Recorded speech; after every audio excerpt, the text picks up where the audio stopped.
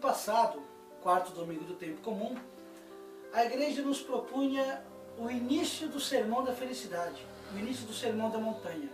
Nós tínhamos como evangelho as bem-aventuranças.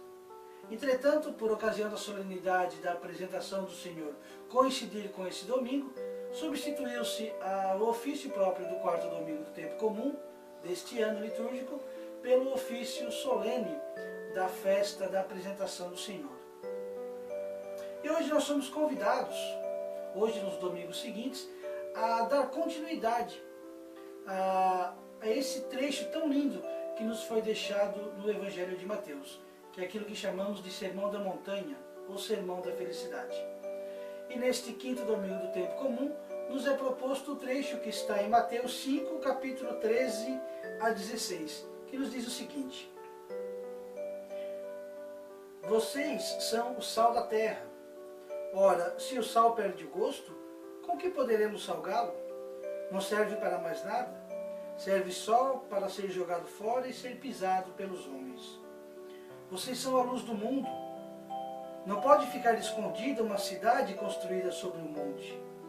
E ninguém acende uma lâmpada para colocá-la debaixo de uma vasilha, e sim para colocá-la no candeeiro, onde ela brilha para todos os que estão em casa.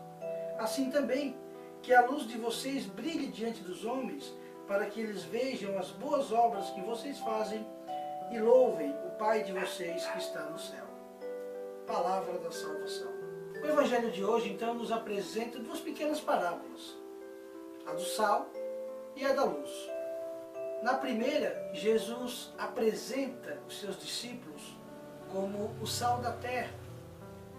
Jesus não os convida, o que vocês acham de vocês serem o sal da terra? Não, ele é enfático, vocês são o sal da terra. Esse é o compromisso do cristão, esse é o compromisso de cada um daqueles que aceita seguir a Cristo. Ser sal da terra. Mas o que vem a ser, o que significa isso? O que vem a ser o sal da terra? Nós sabemos que o sal, entre outras funções, ele é aquilo que dá sabor ao alimento.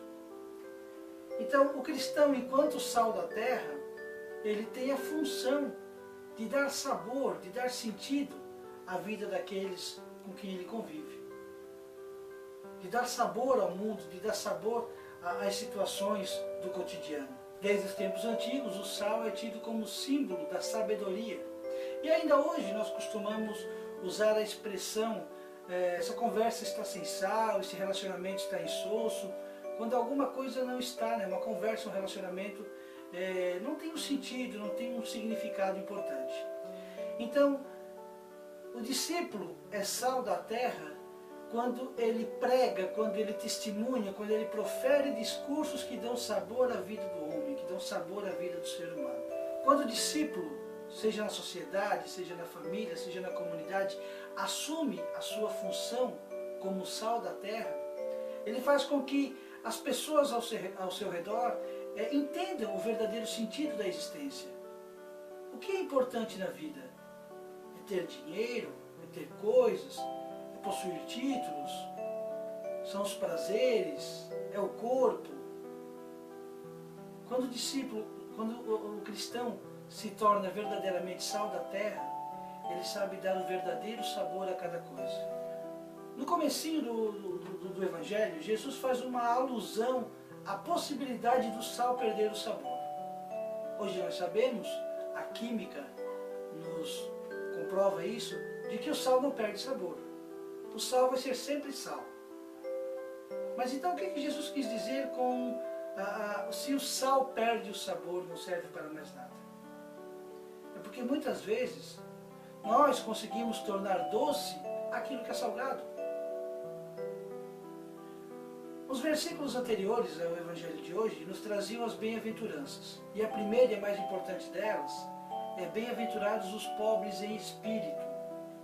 O pobre em espírito é aquele cristão, é aquele discípulo que tem consciência de que precisa ser pobre. Tem consciência de que a sua riqueza é um prejuízo à vida do seu irmão. Tem consciência de que pode viver com pouco. O pobre em espírito não precisa se tornar um miserável e indigente, mas ele se conforma, ele se contenta com o pouco que ele tem para a sua sobrevivência e se alegra ao ver que os seus irmãos têm tanto quanto precisa. Esse é o pobre em espírito. Mas nós, pregadores, leigos e ordenados, com nossos discursos, as nossas pregações vazias, nós acabamos adoçando esse evangelho. E quando Jesus diz então no comecinho do evangelho de hoje, alerta para a possibilidade do sal perder o sabor, é porque ele sabia que tanto os seus discípulos quanto os pregadores que viriam depois deles teriam essa capacidade de amenizar o efeito desse evangelho, dessa palavra. A palavra de Deus nos fala em perdão. Quantas vezes devemos perdoar? 70 vezes 7, ou seja, é um número infinito. Mas nós, com as nossas pregações vazias, com as nossas pregações insossas, nós acabamos amenizando o efeito desse evangelho. Não, você deve perdoar, mas tudo tem limite. Você deve se doar, mas tudo tem limite, você deve pensar em si. Então, dessa maneira, amenizando, adoçando as nossas pregações, para não sermos duros demais, para não sermos radicais demais na nossa pregação, nós acabamos nos afastando daquilo que é o verdadeiro sabor do evangelho. Então nós acabamos falando bonito, mas deixamos de ser sal, porque tiramos o verdadeiro sabor e o verdadeiro sentido do evangelho. E a segunda comparação do evangelho de hoje é a da luz. Jesus explica, através de duas figuras, não pode ficar escondida uma cidade construída sobre um monte, e uma lâmpada que deve ser acesa e colocada no lugar de destaque. É interessante que Jesus fala em destaque, em estar no lugar de destaque, mas no capítulo seguinte, no capítulo 6 deste mesmo Evangelho de Mateus, ainda dentro do Sermão da Felicidade, Jesus vai advertir, Jesus vai pedir aos seus discípulos que, por exemplo, não façais as vossas boas obras diante dos homens para serdes observados, não toqueis a trombeta para chamar a atenção para a vossa esmola. Então parece meio contraditório quando ele nos pede para que sejamos luz e para que estejamos em destaque, e logo a seguir ele vai pedir para que não estejamos em destaque. Uma pergunta que pode nos ajudar a entender o sentido desta segunda parábola. Para que serve a luz? A luz serve para iluminar. A luz não foi feita para que nós olhemos diretamente para ela. Se você olhar diretamente para o sol ou para alguma lâmpada forte, você não vai enxergar nada. E ainda vai ficar com a sua visão ofuscada por algum tempo, sem poder definir, sem poder enxergar direito as coisas à sua volta.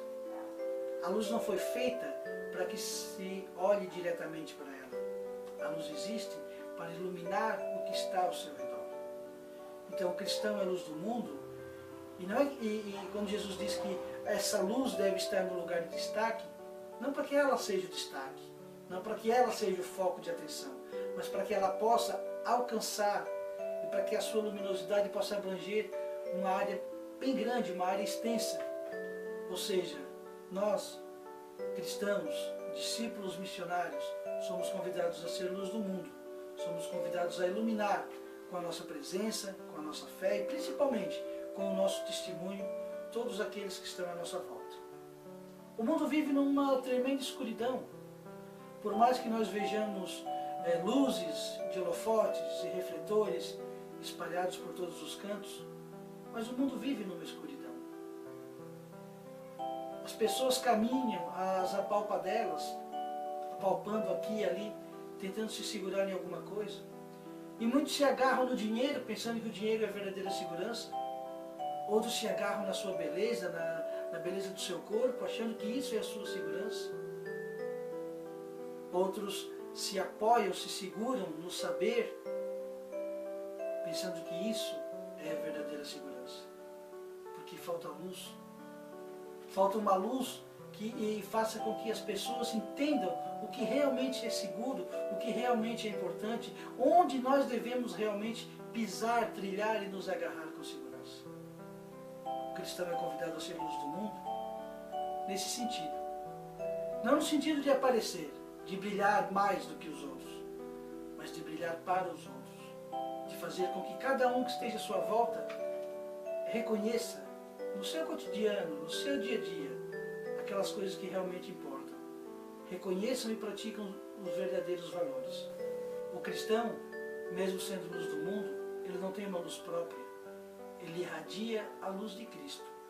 A luz que Cristo trouxe ao mundo. E as fontes dessa luz continuam sendo a palavra e a Eucaristia.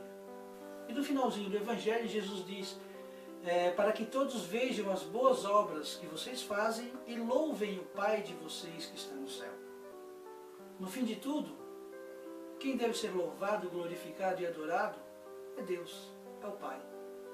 Tudo que nós fazemos, todo o sabor que nós damos à vida das pessoas, toda a luz com que iluminamos o caminho dos nossos irmãos, servem única e exclusivamente para a glória de Deus e não para nós.